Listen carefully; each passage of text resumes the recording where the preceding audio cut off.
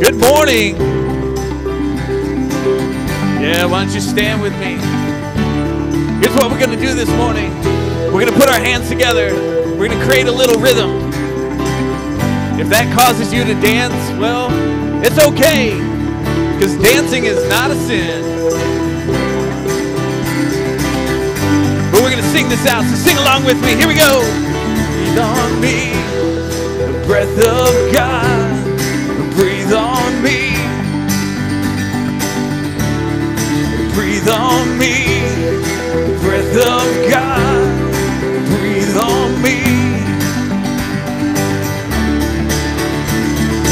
I come alive, I'm alive when you breathe on me. I come alive, I'm alive when you breathe on me. Awake, awake, awake my soul. God resurrect these bones from death to life for you alone. Awake my soul.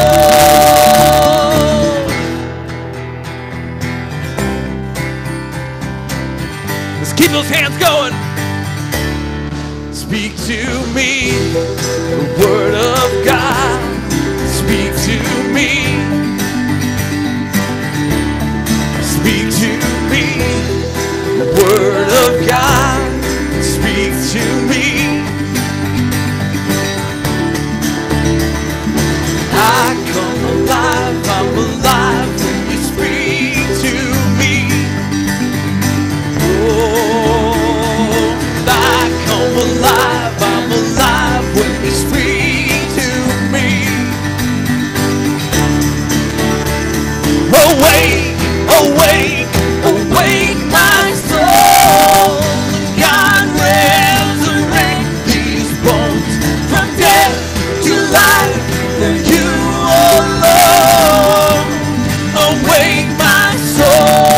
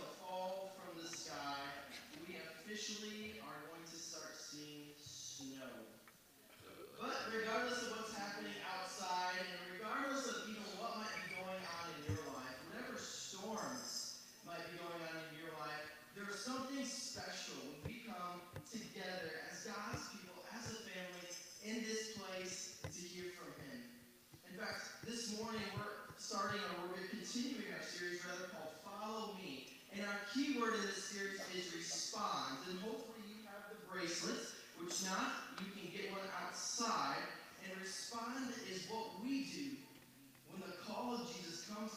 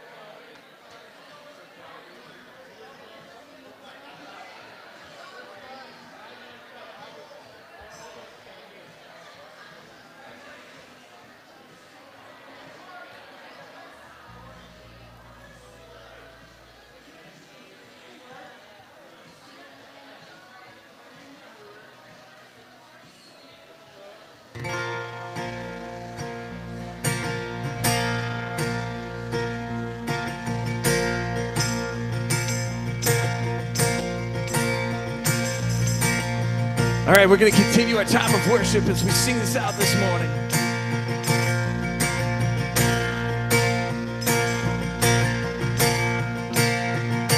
Even though I walk through the valley of the shadow of death, your perfect love is casting out fear. Even when I'm caught in the middle of the storms of this life, won't turn back, I know you are near, and I will feel no evil,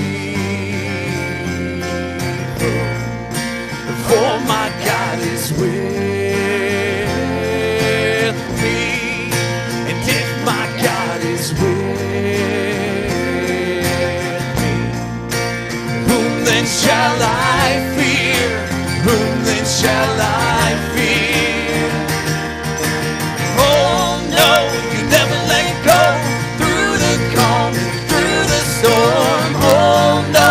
Never let go, every high, every low, oh no, you never let go, Lord, you never let go of me.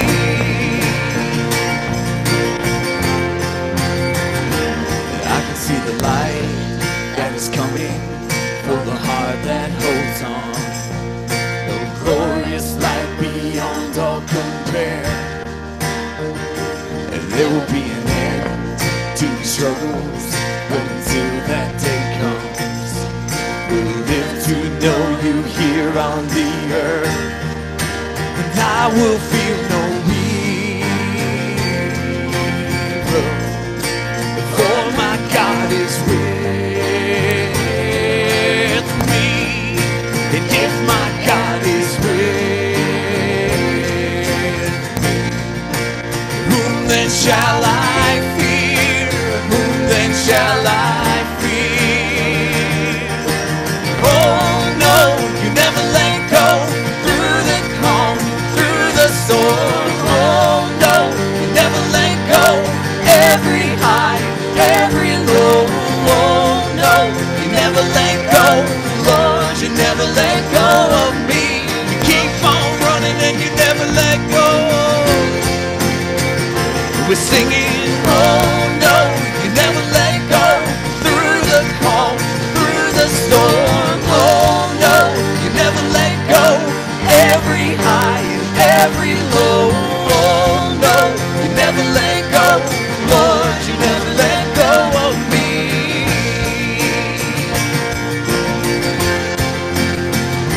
Yes, I can see the light that is coming for the heart that holds on, and there will be an end to the troubles, but until that day comes, still I will praise you, still I will praise you.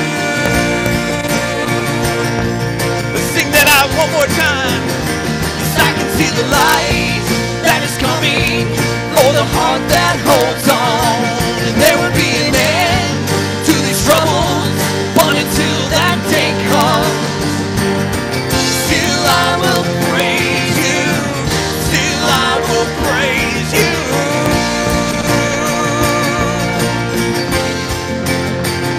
We're singing, oh no, you never let go, through the calm, through the storm. Oh no, you never let go, in every high, every low. Oh no, you never let go, Lord, you never let go of me.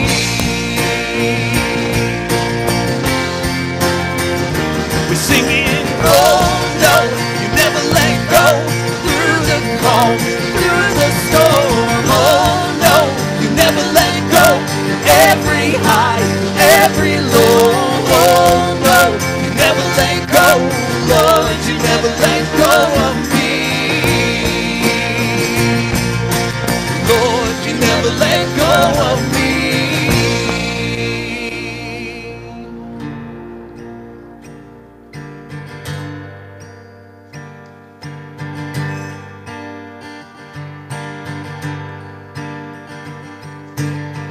In my life,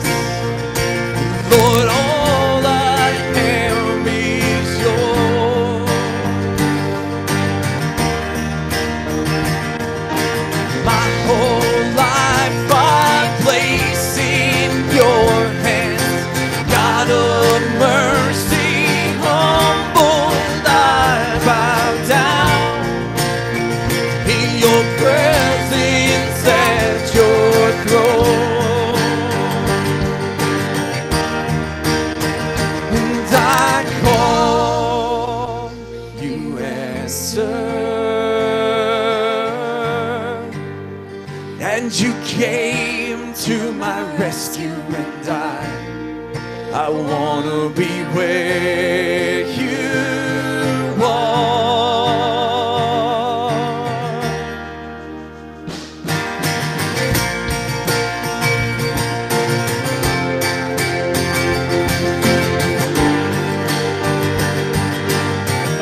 My whole life I'm placing your hands, God of mercy, humble I bow down in your presence and your throne, and I call you answer. Came to my rescue, and I want to be where you are, and I call you answer, and you came to my rescue, and I want to be where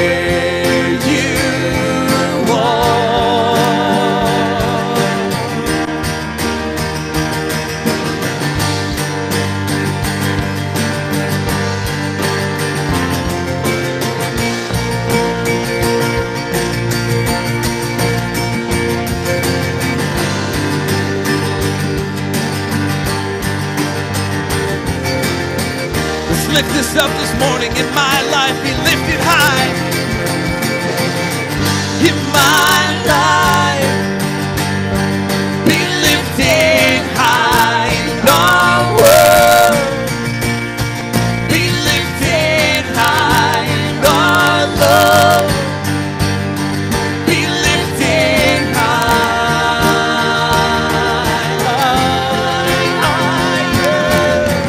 In my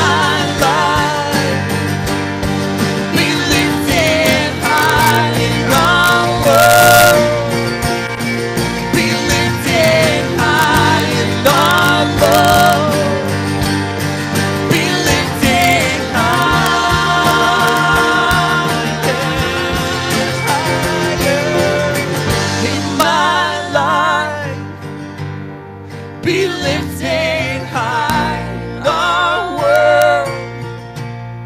Be lifted high in our love.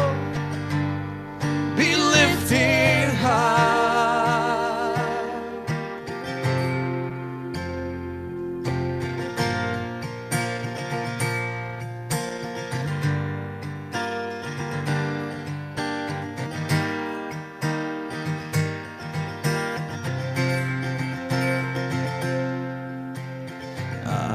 Can't comprehend your infinitely beautiful and perfect love. Oh, I've dreamed dreams of majesty as brilliant as a billion stars, but they're never bright enough after all.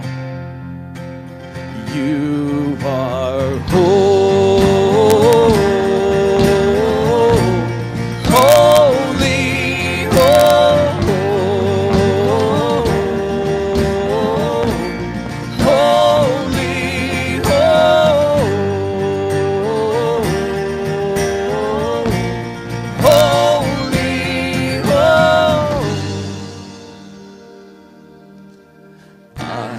will sing a song for you, my God, with everything I have in me, but it's never loud enough after all. You are holy, holy,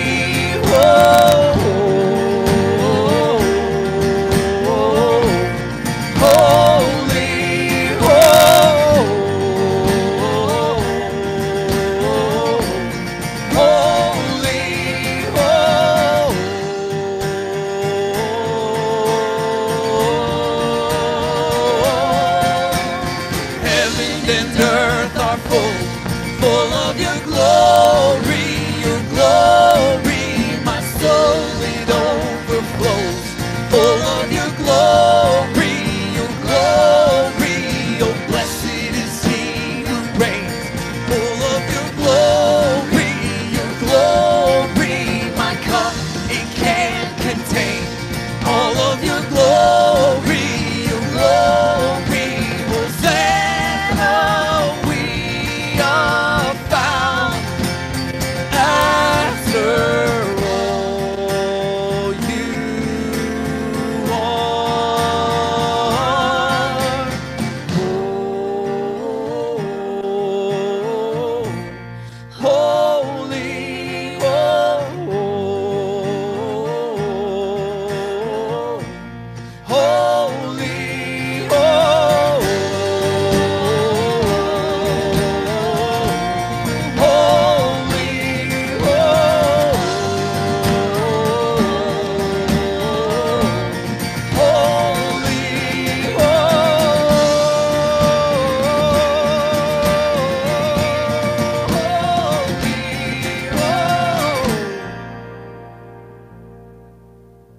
I can't comprehend your infinitely beautiful.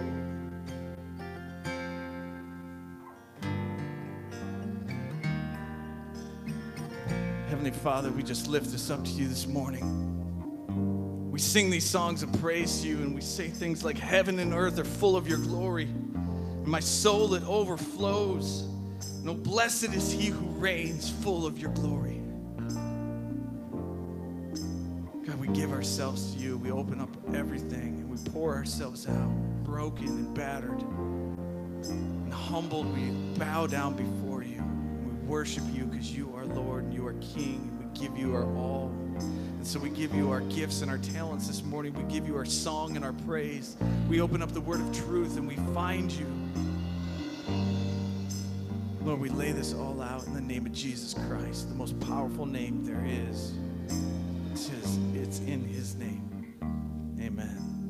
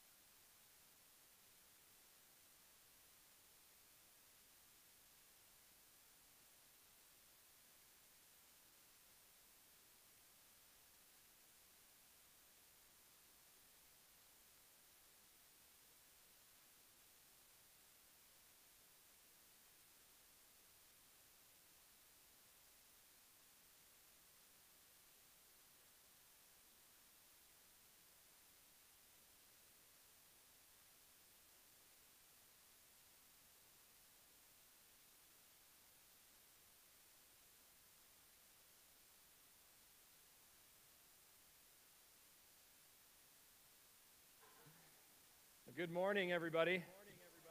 Thanks for coming out on this dreary day. Just as Mike mentioned earlier, it's been kind of nasty out, right? Which means you were probably stuck inside yesterday for the most part, which I'm guessing, quick poll. What did you do yesterday? Who binge-watched college football yesterday? Okay, a few of you. All right, so then I'm guessing a lot of you might be in the other crowd. Who binge-watched Stranger Things 2 yesterday? All right, no spoilers. I'm only like halfway.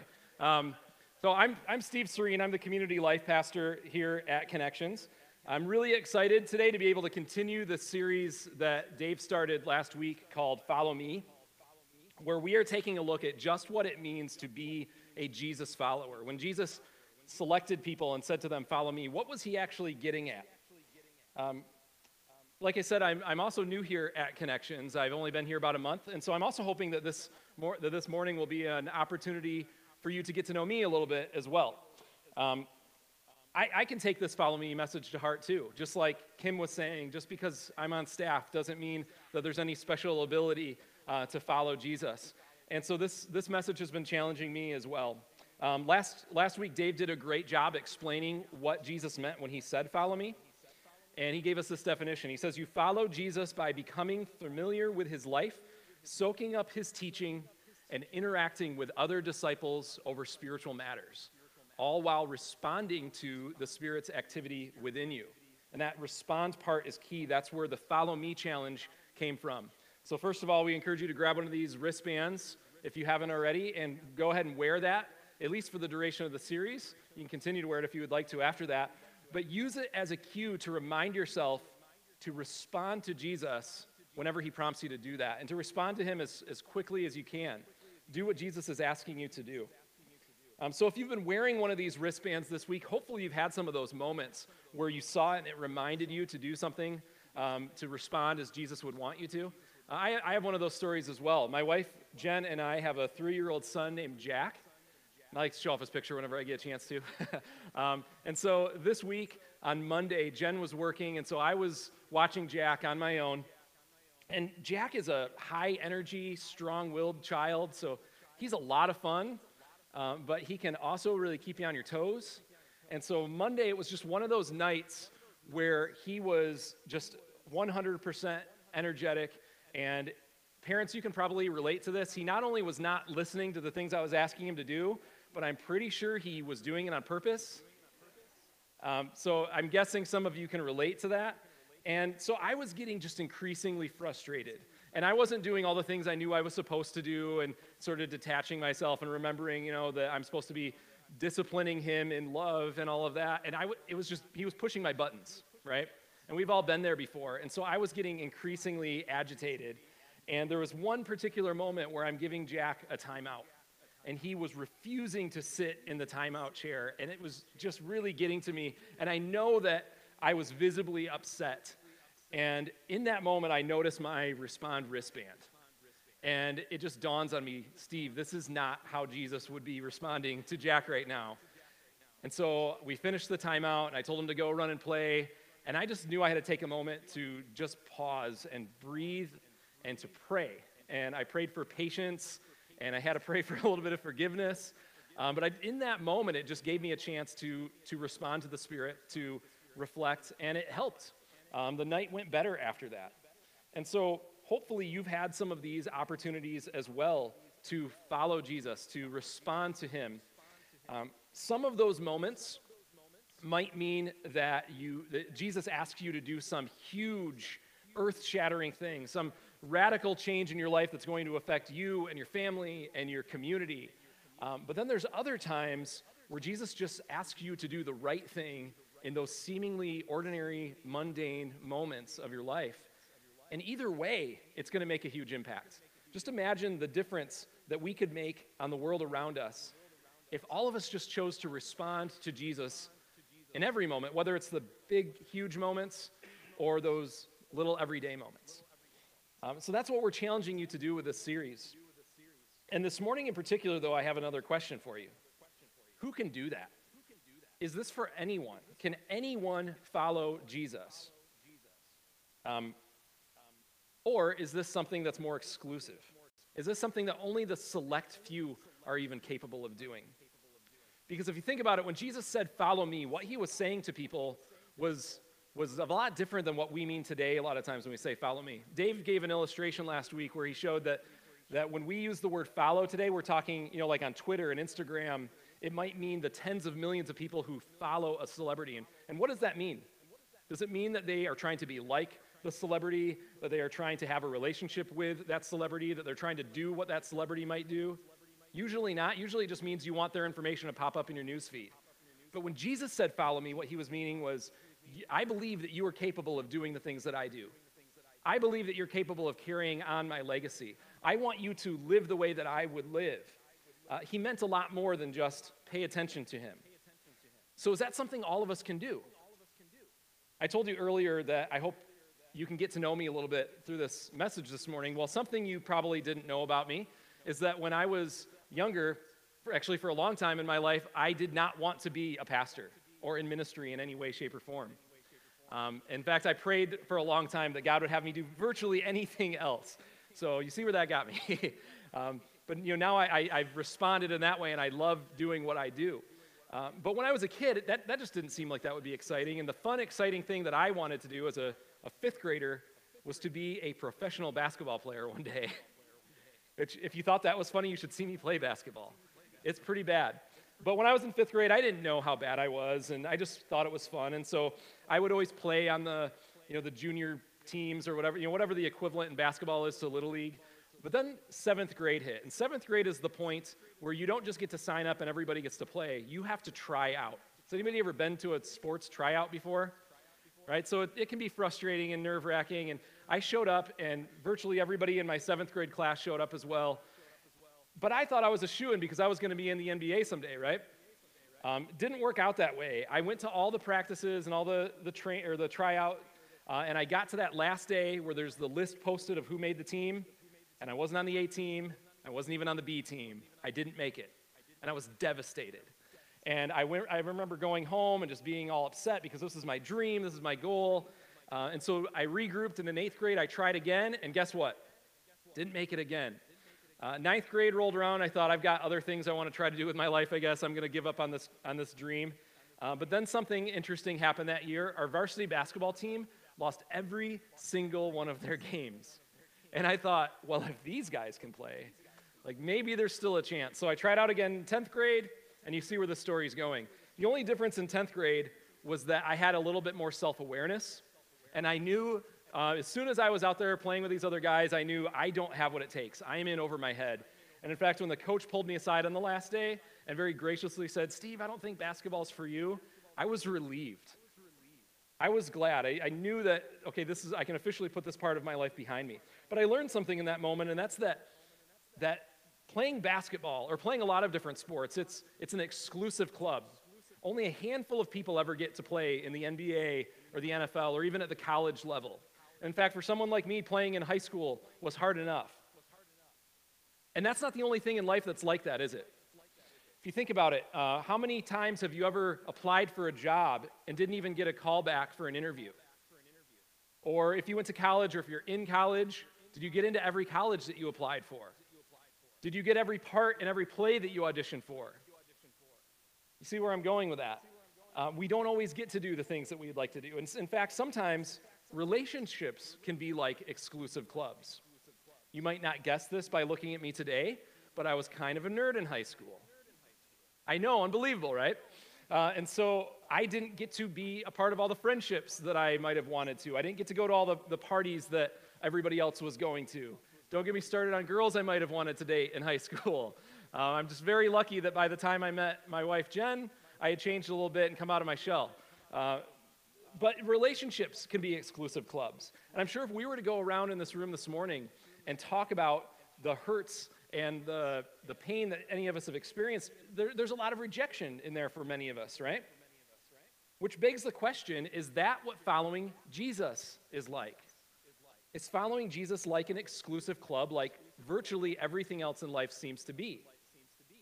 And some of you might be in this room thinking, well, yeah, because we've experienced that before. Because when we've interacted with other so-called Jesus followers, we've been sent the clear message. No, you're not good enough. Now at Connections, we have a few core values that are actually on signs out in our lobby. And you can read this on one of those signs. Acceptance. This is one of our core values. Jesus taught us that acceptance precedes transformation. We are driven to be a church where people can come as they are, be accepted for who they are, and grow into all they could be. Who's glad that that's a value at Connections this morning, right? I know I am. I'm so glad to be a part of a church that values that. But the sad truth is that not every church in the world has a value like that. And in fact, a lot of churches live out the opposite of that value. And a lot of us, if we were to share the stories of pain or of hurt or of rejection we've experienced in our lives, we could tell stories of so-called Jesus followers who did not accept us and who told us that there were things that we had to do before we could fit in. And so which one is right? Is following Jesus like an exclusive club, like everything else in life seems to be, or can anyone be accepted? Can anyone follow Jesus? Well, I'd like to tell you 3 stories this morning of people that Jesus actually interacted with that are going to help us answer that question. And the first is the story of Philip, who you can read about in John chapter 1.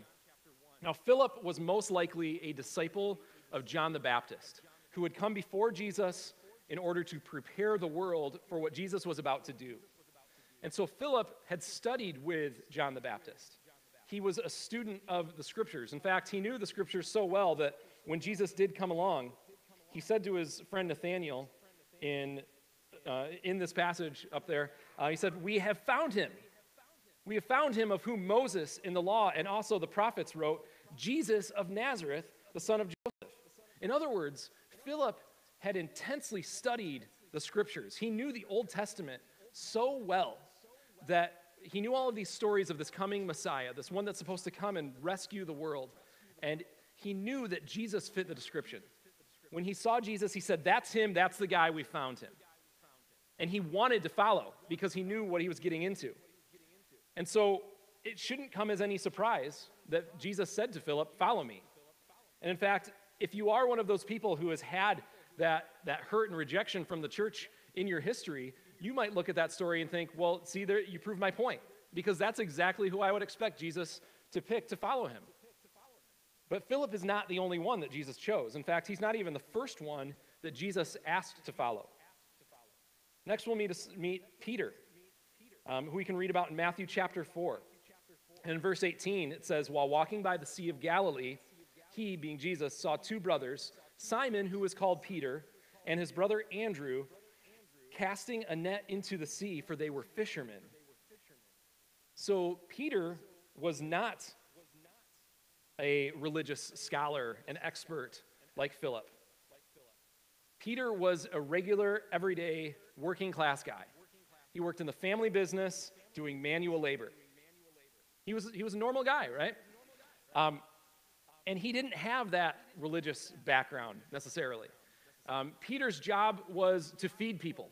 If you are familiar with the Mediterranean diet, it's fish-based. Peter's a fisherman. He is feeding everyone. He has a very in-demand job. He could have continued to do this very comfortably for the rest of his life. There's no requirement that he be an expert in the Bible to do this job. He didn't have to have any certain religious training or experiences. His life was invested in his work. But yet when Jesus saw him, he saw not just his experiences and his level of knowledge, he saw something more, and he said to him, "Follow me." Even though, again, he was a regular guy without the religious expert sort of background that Philip had. So no, you don't need to be a religious expert to follow Jesus. In fact, you don't even need to be religious at all to follow Jesus. There's one more story I'd like to take a look at, the story of Matthew. And we read about him in Matthew chapter 9. It says, "As Jesus passed on from there, he saw a man called Matthew sitting in the tax booth." Who loves paying their taxes? Right? A lot of times when we talk about taxes, we use phrases like, "I'm being robbed." We don't usually feel very kindly about that. But as much as we say that sort of as a joke or somewhat figuratively today, this was actually a lot more literally true in this time. Because there wasn't something like the IRS back then to keep people accountable, to keep the tax guy accountable. And so how he would make his money was by charging a commission on the taxes he collected. And who's to say what he could charge? There was a certain amount that he had to pay to the government, but the rest he could pocket. And so he would make his income by charging whatever he wanted and taking the extra. And there was literally nothing that the average person could do to stop it. And so we might joke that taxes are robbery, but it literally was robbery. He was a thief. But on top of that, he was guilty of probably an even greater crime. Because back then, Israel was under Roman control. And you can imagine how popular that would be to have another government, another nation that is in control of you, that you have to be subservient to. In fact, we talked about the Messiah a few minutes ago that Philip was looking forward to. A lot of people at that time believed that the Messiah was specifically going to come to free Israel from this Roman oppression. And so imagine an Israelite employed by Rome, employed by the foreign government to take your money from you. He can rob you because of this other government that is coming in and is oppressing you. He wasn't just seen as a robber, he was seen as a traitor. In fact, if you read the Gospels of Matthew, Mark, and Luke, which last week Dave gave us the challenge to read through the 4 Gospels, 2 chapters a day for the duration of the series, and you could read all 4 in the 6 weeks. But in Matthew, Mark, and Luke specifically, there's this phrase that's mentioned 8 times, sinners and tax collectors. Why are tax collectors listed separately? I think it's because they were not seen like every other sinner. They were seen as being worse. They were the worst of the worst. I can imagine somebody saying, hey, I might be a murderer, but at least I'm not a tax collector. And that's who Matthew was. He wasn't a regular working class guy like Peter. He was definitely not a religious expert like Philip. And yet Jesus encounters him and he says the same words, follow me. I think that everybody here could probably relate to 2 or to at least one of these 3 characters, if not more. Are you like Philip? Maybe you've been going to church for years. You've read the Bible. Maybe read it a bunch of different times. Maybe you've memorized parts of it. Maybe you have deep theological knowledge and background in your life. If you were watching Jeopardy on a weeknight and a Bible category came up, you were going to ace that category, right? Well, your knowledge alone is not what makes you a Jesus follower. It's responding to Jesus and what he's asking us to do that makes us followers. And that's what Jesus wants for you. Even if you have spent your entire life accumulating knowledge and never doing anything about it, now is the time that you can still follow Jesus. It's not too late. Or maybe you're more like Peter. Maybe you've been living what you would call a normal, ordinary life. You're not a religious expert like Philip, those types of guys, but you're not in some sort of deep sin either, or at least nothing that's too obvious. And you hear this idea of following Jesus, and maybe your first thought is, well, what do I have to offer? I don't have religious training. I haven't gone to school for this. I don't have any kind of experiences that are gonna help me do anything. Like, what do I have to offer? Like, there's got to be more people who are more qualified for this than me. Well, again, I have news for you. You don't need to have all of these experiences and all of this knowledge in place before you can follow Jesus. You don't have to have memorized the Bible. You don't even have to have read the Bible. In fact, you could not even own a Bible and still respond to Jesus when he asks you to follow him. All we really need is an attitude that says, Jesus, whatever it is you're asking me to do, I want to do it. I'm in. And last but not least, maybe you're sitting here, and Philip, like Matthew, you're thinking, you have no idea what I've done. You have no idea what skeletons are in my closet. There is no way I can clean up this mess and follow Jesus. Well, again, I'm sure Matthew thought the same thing. When Matthew heard that Jesus was in town and he was calling people to follow him, Matthew probably immediately thought of all the stuff in his past, all of his junk, and thought, there's no way this guy would talk to me. And it's not like Jesus was unaware. I mean, he's God. He knows everything. It's not like he came across Matthew and he was fooled by his appearance or anything like that. He knew what was in his history, but he still said to him, follow me. So Peter, Philip, and Matthew each have 2 really key things in common. First of all, Jesus asked them to follow him. He didn't say, hey, read this book, get your life together, take this class, stop doing this or that, and then let's talk in a couple of weeks and maybe you can follow me. He said, follow me right now. And then just as important, when he said that, they immediately followed him. Again, they didn't have to make changes first. They didn't have any hoops they had to jump through or obstacles they had to climb over. They just started to follow him. And the change came afterward. And why is that? It's because anyone can follow Jesus. This is not some exclusive club. This is not like seemingly all these other areas of our life, like sports or school or jobs or even a lot of our relationships where there's certain entrance requirements or certain things that we have to do to be accepted.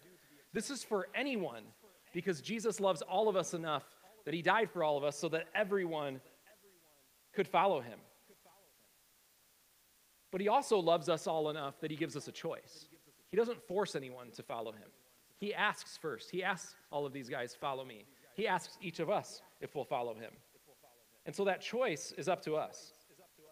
So whether you have been going to church for your entire life or you have so much knowledge of the Bible that there's literally nothing new for you to hear, or whether you're living a quiet and comfortable life and you're thinking, I don't even know what I have to offer, or whether there's so much junk in your past that you think there's no way for me to get out of this and get cleaned up enough, Jesus is asking you to follow him, and he's giving you the choice to respond. It doesn't matter what your past looks like. It doesn't matter what things you have planned in your future. Jesus wants you to respond to what he's asking you to do right now. And so if you want to do that, you might be thinking, well, how do I do it? Here's just a few action steps that you could take. First of all, trust your past to Jesus. And this is a hard one for a lot of us. It's kind of scary. But look at the example that Matthew set for us. When Matthew decided to follow Jesus, he could have easily hidden from his past. He could have tried to run from it, distance himself from it. And he did make changes. But at the same time, the very first thing that Matthew did after he took Jesus up on this offer was he threw a party in his house and he invited all of his sinner and tax collector friends to join him. And he did that so that they could meet Jesus too. In other words, Matthew used his past as a way, as a tool to minister to some people, to talk to some people that he might never have had an opportunity to otherwise. No matter how dark your past is, no matter what skeletons might be in your closet, Jesus does want to radically change your life, but he also won't put any of that to waste. He can bring good out of it. We don't have to hide from that or live in guilt and shame over it. He forgives us for it, and then he actually uses it. He doesn't let any chapters of our lives go to waste. And so second, we need to respond to him, and we need to share the stories of responding.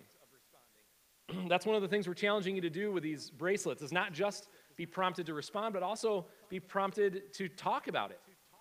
Again, Matthew, his story is so encouraging, but think about it. He's the one who shared the story. It's in the book of Matthew. He could have edited that out. He could have shared anything else he wanted to, but instead he chose to take all of his deepest, darkest secrets and put them out there for the world to see for the last 2,000 years. We don't want to keep the things that Jesus is doing in our lives a secret. Whether he is asking us to go and talk to somebody, to help somebody, or he's asking us to make a change within our own lives, whatever it is he's asking you to do, share about it so that other people can be encouraged by it, so that they can be challenged to follow Jesus as well and see the change that's happening in you. And do that face to face. Tell your family about it. Tell your friends. Tell us here at Connections, because we'd love to hear about it. But we also have this tool with social media where we can use this in a much more positive way. I mean, a lot of us use social media for just about everything from taking pictures of our food to sharing our political rants, right? What if we use social media in a positive way to say, this is what Jesus is doing in my life? And we use that respond hashtag that's on our bracelets and shared that for the whole world to see so that we can encourage people, maybe people that we'll never even meet, with what Jesus is doing. Next, we need to accept other Jesus followers. And this is something that a lot of times Christians struggle with. There's a reason that there's a lot of people out there who feel like they are not capable of following Jesus and they don't have what it takes. And it's because a lot of so-called Jesus followers have told them, you don't have what it takes. You can't be accepted. In fact, there was a group of people in the New Testament called the Pharisees, who are usually the bad guys of the story. But they were supposed to be the religious experts. They were the ones who knew all of the scriptures and had all the religious knowledge and the religious training, and they were viewed as spiritual leaders. But they were putting obstacles down for people to follow after God. And in fact, when Matthew threw this party and he invited all of these tax collectors to come, and Jesus was there with them, the Pharisees showed up, and they pulled some of Jesus' disciples aside, and they said, I'm sure in a really snooty tone, "Why is your teacher eating with sinners and tax collectors?" And they looked down on him because of that. Aren't you glad that there's no attitudes like that in any churches anymore? Exactly. There's too many times where we experience that. In fact, several years ago, I had just moved to Grand Rapids to attend seminary. And my wife, Jen, we were dating at the time, but she was living there as well to go to school. And so we decided we wanted to find a church to go to together. And so we had a list of places that we were checking out. And one Sunday morning, we walked into a church, which shall remain nameless, and we immediately knew when we walked in the door that we did not fit in there. First of all, we weren't dressed like anybody else. I was dressed a lot, probably like I am this morning, just casual. But everyone in there was dressed up. Almost every guy had a suit on. Almost all the women had dresses on. Not that there's anything wrong with that. But the thing that really made us feel uncomfortable were the looks that we got, in part because of that. People just sort of looked us up and down the second we walked in the door without even saying anything to us. And the looks just conveyed the message, you don't fit in here. The service was about to start, so we sat down in the back. For some reason, we stayed. We got out of there as quick as we could when it was over. And I mean, we drove away like we had just robbed a bank and we were in the getaway car. Like we couldn't get out of there fast enough. Now we laughed about it in hindsight because both of us had been, we'd been going to church our whole lives. We knew that that's not what most churches are like, and so we kind of got a little bit of a laugh out of it. But at the same time, I couldn't help but wonder, what if that was somebody's first experience at a church? What if that was somebody's interested in following Jesus and they show up and they have an experience like that? And they get this impression from the so-called followers of Jesus that you have to act a certain way. You have to dress a certain way. You have to look the part, and then you belong. I mean, how many people would have turned away and said, "This isn't for me. I'm done with this thing"? I wonder how many thousands of people in the world have walked away from the church because they've gotten that message from Jesus' followers. And so the challenge here is that we need to stop putting down those kinds of obstacles for people. And it's not just about dress or those sorts of things. It's any obstacle that we put down where we say, you can follow Jesus when you do this. The message Jesus is saying is you have what it takes. I want you to follow me now. The change comes later. The behavior stuff comes afterward. Jesus says you belong first. And so we need, if Jesus accepts them first, shouldn't we as the church accept them first as well and live up to that value that we have right out in our lobby? And then finally, join with other Jesus followers. And again, this can be a hard one. But if you think about it, Jesus didn't call one disciple. He called the 3 that we're talking about this morning. There were 12 that are pretty popular and famous. But aside from that, there were actually hundreds of people that would follow Jesus, that he had relationships with, that he wanted to follow him. And amongst those hundreds of people, there's all sorts of different backgrounds: men, women, young, old, rich, poor, sinners, tax collectors, religious experts. Anyone can follow Jesus, and he proved that by the people that he asked to follow him. We can all follow Jesus, and we all follow him better when we follow him together.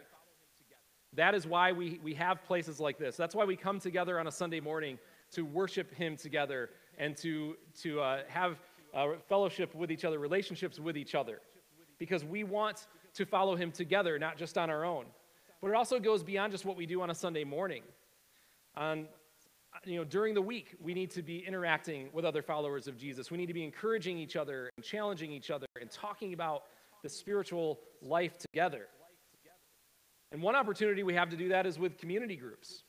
On Thursday nights, you can join us right here at 6 o'clock just to hang out with other people who want to follow Jesus and to get to know them a little bit better and to hear their stories and to work through some issues together, to talk about Jesus together. So you can join it. You don't even have to sign up. Just come here at 6 o'clock on Thursday nights. Thursdays don't work for you. There's other groups that you can be a part of. We're working on having some more that you can join. And so if you're interested, just email me, talk to me after the service.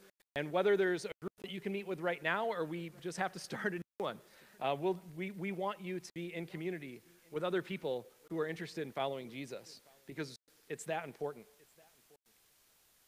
So again, who can follow Jesus? Anybody can follow Jesus, because Jesus looks at all of us and says, I believe that you have what it takes to do the things that I did, to carry on the legacy that I left. I believe that you have what it takes to change this world for the better. All we have to do is take him up on that offer and follow him. So let me pray for you. Dear Jesus, thank you so much for believing in us, that we have what it takes to follow you. I thank you that you died for us so that we could have the opportunity to have a relationship with you, to be saved, so that we could believe in you. And I pray that we would believe who you are who you said you are. But more than that, I believe that we would take you up on the offer to follow you, that we would just drop what we are doing and just go right now to do whatever it is that you are asking us to do. I pray that we would not think that there's obstacles in the way, that we would not think that we're not good enough, that we would not think that we have to have certain experiences first, but that we would realize that we can follow you right now. And so I ask that you would help us to do that, and help us to accept each other and to accept anyone else who would take you up on that offer as well. And I pray this in Jesus' name. Amen. I'm so glad that you joined us here at Connections this morning. If you want to talk to me about anything that I've said this morning, or if you just haven't had a chance to meet me yet, I'd love to talk to you. So I'll be up here in the front. If you haven't taken one of these Respond wristbands yet, then I encourage you to take one of those as you walk out the door and use that as an opportunity to remind yourself to follow and respond to Jesus. And then once again, don't be afraid to share those stories. So talk to other people as you do respond, or share using that Respond hashtag. Have a great morning.